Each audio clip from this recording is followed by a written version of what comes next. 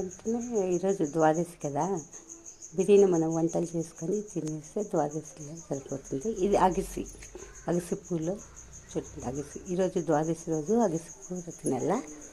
అగసి పచ్చిమిరపకాయ మనం కోసుకూర ఎట్లా చేస్తామో క్యాబేజీ అట్లనే నూనె వేసుకుని ఉద్దిగాలు శనగలు పచ్చిమిరపకాయలు. ఇది ఆరోగ్యరీత్యాను మంచిది. అయినాక ఇది అగసి ఈరోజు ద్వాదశి రోజు తినాలంట పెద్దవాళ్ళు చెప్పినారు. అయినాక ఇది మనం శివునికి దేవునికి కానీ అగసి పూలు దేవునికి పెట్టచ్చు. దీని ఆకు కానీ మనము వాడుకోవచ్చు. చూడండి, పసుపు ఉప్పు పచ్చిమిర్చి ఈజీ కూర.